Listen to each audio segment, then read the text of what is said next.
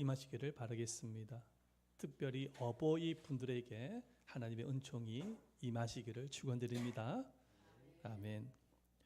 요즘 서울에 있는 교회에서 아주 진풍경이 일어나고 있다고 합니다.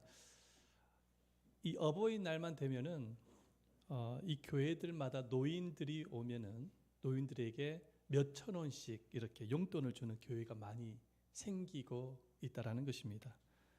근데 그런 교회가 늘어나면서 노인들이 용돈을 받기 위해서 이 교회 저 교회를 막 뛰어다니는 것입니다. 어떤 교회는 7시 예배, 어떤 교회는 9시 예배, 어떤 교회는 11시 예배, 어떤 교회는 2시 예배에 드리기 때문에 그 교회만 이렇게 돌아도 하루 일당 정도는 벌 수가 있는 것입니다. 그래서 노인들이 막 다니면서 그렇게 용돈을 받으러 다닙니다. 그런데 그렇게 용돈을 받기 위해서 뛰어다니는 노인들에게는 특징이 있습니다. 그 특징이 뭐냐면은 이 노인들은 자녀들에게 제대로 용돈을 받지 못한 노인들이 대부분이라는 것이었습니다.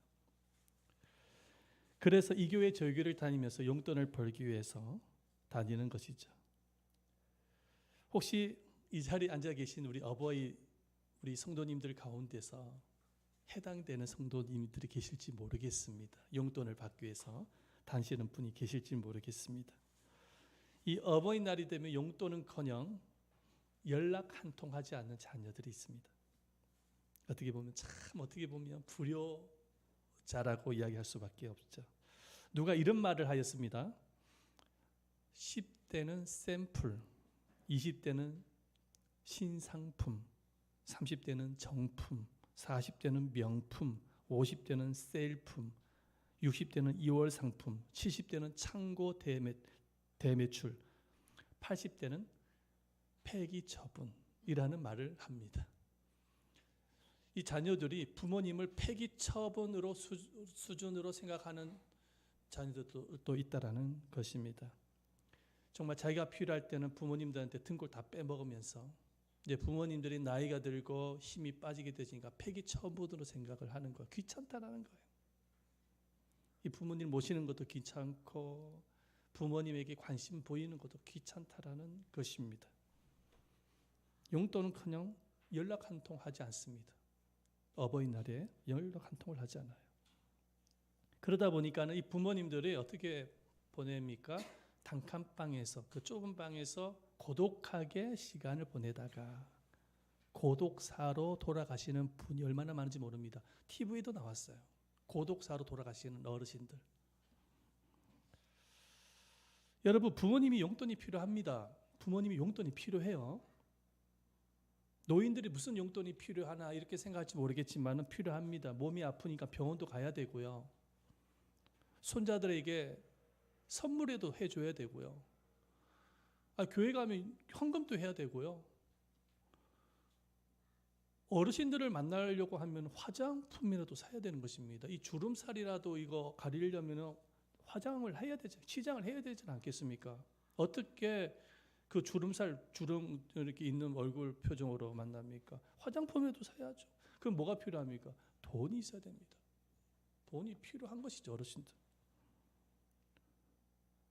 그런데 어버이날에 달랑 카네이션 하나 싹 들고 와가지고는 어머니 저를 키워주셔서 감사합니다 라고 하면서 카네이션만 딱 달아드리고 가버리는 자녀들도 있습니다.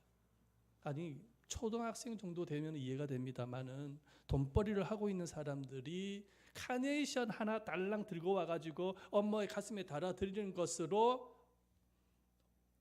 어머니에게 다했다, 성의를 다했다라고 생각한다면은 그거는 아주 오산입니다. 그렇게 하는 거 아니에요, 사실은. 카네이션이 중요한 게 아니에요. 부모님의 필요가 뭔지를 알고 선물하는 것이 더 중요한, 그게 효입니다. 제가 주변에 전도하러 다닙니다만은 제가 어버이들도 만나겠지요. 저보다 나이가 훨씬 많으시니까 그분들 만나서 물어봅니다. 어버이날에 어떻게 보내셨어요? 했더니 우리 자식들이 와서 맛집에 저를 데리고 가서 맛집에서 식사도 이렇게 제공해주고 카네이션도 달아주고 선물도 하더라는 것입니다. 그런데 그분이 교회 안 다니시는 사람이에요. 예수를 안 믿는 사람입니다. 그런데도 불구하고 자녀들이 최선을 다하더라는 거예요. 하물며 교회를 다니는 성도들이 부모에게 한 고작 카네이션 하나 달랑, 참으로 기가 막히고 코가 막히고 그렇습니다. 기본이 안 돼. 상식이 없는 거예요.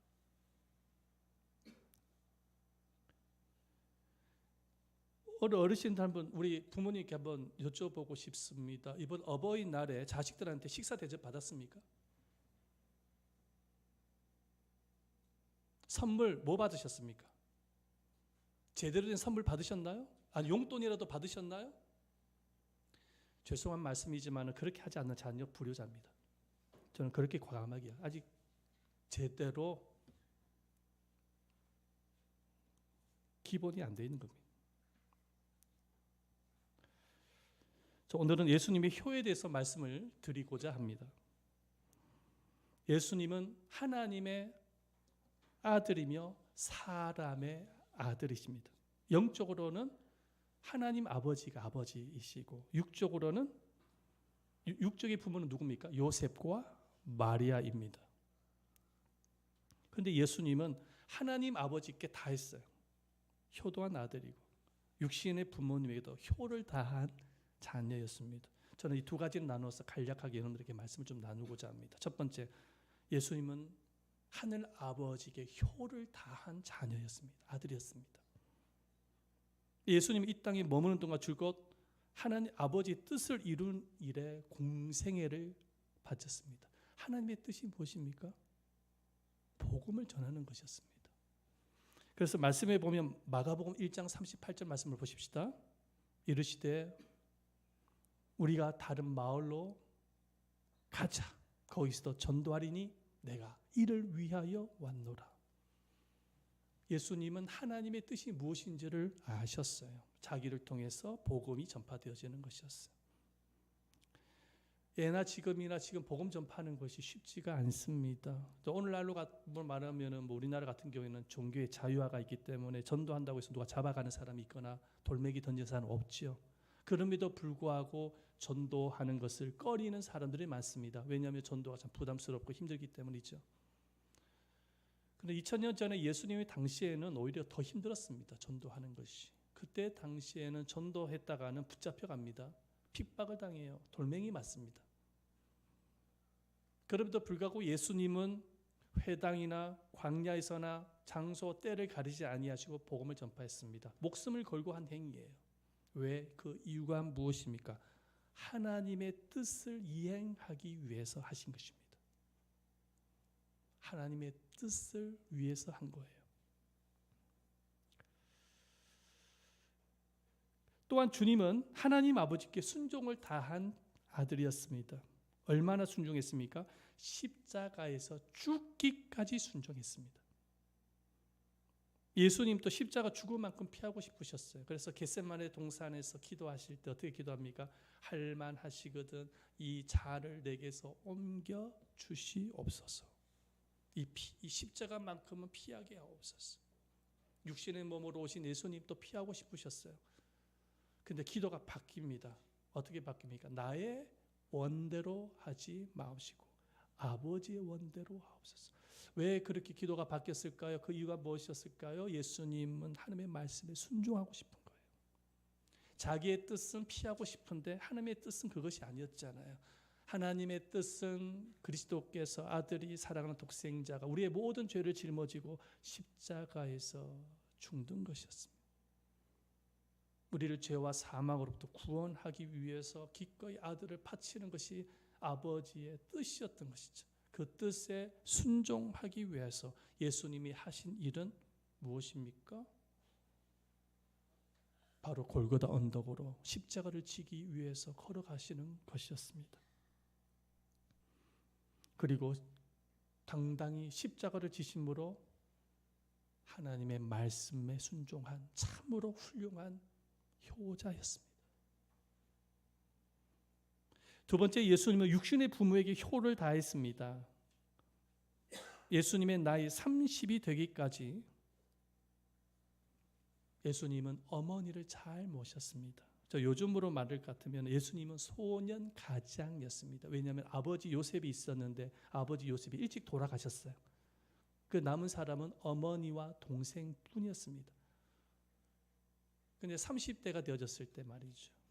예수님은 어머니 마리아와 동생을 그렇게 잘 돌보았습니다. 최선을 다한 것이죠. 그 말씀이 나오는데 누가복음 2장 51절 말씀에 잘 나와 있습니다. 한번 보십시다. 다 같이 읽어보면 시작. 예수께서 한 가지로 내려가사 나사렛에 이르러 순종하여 받으시더라. 이때 당시 예수님의 연세가 이제 30살 정도 되었을 때입니다. 30대죠. 예수님은 나사렛에 가서 어머니와 동생을 잘 받들었던 거예요. 이 받들다라는 의미는 어떤 의미냐면은 공경하고 섬기다라는 의미가 있습니다. 그러니까 예수님은 육신의 부모님에게 말씀에 순종한 것을 뛰어넘어서 받드셨다라는 거예요. 공경하고 최선을 다해서 섬겼다라는 것입니다. 부모님을 향한 예수님의 최선은 십자가 앞에서도 보여줍니다. 볼 수가 있습니다. 오늘 본문에 우리가 방금 읽었던 말씀이지만은 예수님은 지금 십자가에 못 박히셔서 육체적인 고통을 앓고 있는 가운데 있습니다. 그럼에도 불구하고 예수님의 눈에 누가 들어오냐면 어머니가 들어오는 거예요. 연세가 드셔서 이젠 머리카락이 흰색입니다. 기특기특한 허연 머리를 갖고 계시는 어머니가 눈에 들어오는 것입니다. 차마 어머니 앞에서 예수님은 그 십자가에서 눈을 감을 수가 없는 거예요. 그래서 예수님이 어떻게 합니까? 그 바로 옆에 예수님의 제자가 있었습니다. 제자 이름은 요한입니다. 그 요한에게 뭐라고 부탁합니까? 나의 어머니를 부탁하는 거예요. 어머니 생각밖에 육신의 어머니. 제자 요한에게 부탁하는 거예요. 말씀이 나오죠? 한번 읽어볼까요? 27절 말씀이죠. 다 같이 한번 읽어봅니다. 시작. 또 그 제자에게 이르시되 보라 내 어머니라 하신대 그때부터 그 제자가 자기 집에 모시니라. 나의 어머니다. 그러니 내가 죽지만 나의 어머니를 너에게 부탁을 하고 싶구나. 그래 그때부터 요한이 예수님의 어머니 마리아를 섬기는 것입니다. 그리고 나서 예수님이 마지막으로 말씀하시다. 다 이루었다. 그리고 운명하시는 것입니다. 어느 교회 목사님이 오늘 본문을 가지고 설교를 하십니다. 예수님이 요한에게 어머니를 맡겼다라는 설교를 하니까 어떤 집사 한 분이 무릎을 탁 치면서 생각을 하는 거예요. 예수님도 힘드시니까는 제자에게 어머니를 맡겼으니 나도 어머니 모시는 것이 너무 힘드니까 내 동생에게 맡겨야 되겠다. 그래가지고 동생에게 전화를 하는 거야. 야 동생아 오늘 목사님이 예수님이 힘드시니까 요한에게 어머니 맡겼는데 오늘 주님의 말씀이야. 나도 힘들어. 그래 너에게 맡고 싶다야. 너가 어머니 한번 모셔봐. 그랬더니 동생이 뭐라고 이야기하면 그래 형 오늘 우리 교회 목사님은 예수님이 어머니를 맡기시고 난 이후에 돌아가셨대. 형 죽을 수 있어? 돌아갈 자신 있어? 안 죽을 거면 형이 모셔 라고 말을 했다는 것입니다. 그렇게 부모님 모시고 싶지 않은 것이 오늘날 세대라는 거예요. 부모님을 공경하고 싶지 않은 것이 세대라. 힘들다라는 거, 귀찮다라는 거예요. 그런 세대가 우리가 살고 있습니다. 점점 세상은 부모 공경이 사라지고 있습니다. 자식이 부모님을 폭행하는데요. 자식이 부모님을 버리고 살해하는 그런 뉴스를 아마 종종 들었을 것입니다. 그런 시대에 우리는 살고 있는 것이죠. 개인주의 시대, 가정이 해체되고 기본적인 윤리와 도덕이 파괴되고 성경의 가치관이 무너지고 부모 공경이 사라지고 있는 시대. 참으로 타락한 시대 속에서 우리는 살고 있는 것입니다. 그 배후에는 사단이 역사하고 있는 거예요. 여러분, 우리는 이 세상의 흐름에 끌려가서는 안 되는 것입니다. 이 타락한 문화에 말려 들어가서는 안 되는 것이죠. 오로지 우리는 하나님의 말씀을 중심으로 최선을 다해서 부모님이 살아계셨을 때 공경할 수 있어야 되는 것입니다. 첫 번째, 예수님처럼 하나님을 공경할 수 있어야 되고, 두 번째는 육신의 부모님께 최선을 다하는 자녀가 되시기를 축원드립니다. 그래서 하나님이 우리 모두에게 주시는 명령이 있습니다. 그게 10계명이라는 것이죠. 그 10계명의 다섯째 계명이 어떤 계명입니까? 계명이라는 것은 하나님이 주신 명령입니다. 할렐루야. 명령하면 어떻게 됩니까? 복종해야 되는 거잖아요. 그죠? 명령이라는 건 복종이에요. 군인이 명령에 불복종하면 총살감입니다. 전쟁 났을 때. 마찬가지로 하나님이 우리에게 주신 명령이라는 것. 출애굽기 20장 12절 말씀을 보십시다. 마지막으로 읽어보겠습니다. 내 부모를 공경하라. 그리하면 내 하나님 여호와가 내게 준 땅에서 내 생명이 길리라. 부모를 공경하라고 말씀하셨습니다. 그런데 이 10계명, 이 다섯 번째 계명, 부모를 공경하라는 이 말씀이 10계명이 어디에 위치해 있습니까? 중간에 딱 위치해 있어. 중간에. 다섯 계명이니까 다섯 번째. 왜 하나님이 부모 공경을 맨 중간에 딱 배치를 하였을까요? 그 이유가 무엇일까요? 부모를 공경하는 사람이 보이지 않는 하나님을 공경할 수 있는 것입니다. 할렐루야. 부모를 공경할 수 있는 사람이 이웃을 공경할 수 있어요. 그래서 중간에 딱 있는 거예요. 부모를 제대로 공경하지 못하는 사람은 보이지 않는 하나님도 공경 안 해요. 그리고 눈에 보이는 이웃도 별로 공경하거나 사랑하지 않습니다. 상사에게 대들고 비판하고 늘 관계가 틀어지는 사람들의 특징이 뭐냐면 부모와의 관계가 안 좋은 자녀들이에요. 특별히 특징이 그래요. 부모를 제대로 공경할 줄 모르는 이는 회사 가서도 상사를 공경하지 않습니다. 존경하지 않아요. 그렇게 될 수밖에 없어요. 복을 못 받는 것이죠. 그래서 하나님께서 중간에 이 메시지를 딱 주신 것입니다. 부모를 공경하라는 것입니다. 저는 마지막으로 정용철 시인의 시로 오늘 말씀을 마무리하고자 합니다. 제목은 사랑합니다. 아버지, 어머니입니다. 한번 들어보시기를 바랍니다. 나 당신의 자식이었을 때는 미처 몰랐더랍니다. 당신이 그랬듯 나도 이제 당신처럼 내 자식의 부모가 되어보니 알겠습니다. 참으로 어리석게도 이제야 알아차린 당신의 가슴과 그 눈물을 가슴에 담고 당신의 사랑이 무척 그리운 이 시간에 지금은 하늘에서 지켜보시는 고마운 두 분께 외쳐봅니다. 사랑합니다. 내 어머니, 아버지. 기도하겠습니다. 기도할 때 하나님, 부모님이 살아생전 최선을 다하여 공경하는 믿음의 신실한 자녀가 되게 하옵소서. 위에는 하나님 아버지를 공경하고 수평적으로는 부모님을 공경할 수 있는 믿음의 자녀가 되어지게 해달라고. 그리고 부모님의 건강을 위해서 함께 기도하는 시간을 가지겠습니다. 다 같이 한번 통성으로 기도하겠습니다. 살아계시고 자비로우신 아버지 하나님, 주님께서 은혜를 베풀어 주셔서 오늘 주신 말씀처럼 아버지 하나님, 위로는 하나님 아버지를 공경하게 하여 주시옵시고 수평적으로는 육신의 부모님께 최선을 다할 수 있는 자녀가 되어지게 하여 주셔서 주님께서 우리에게 주신 이 10계명의 다섯 번째 계명을 지켜갈 수 있게 하여 주시옵기를 기도드리옵나이다.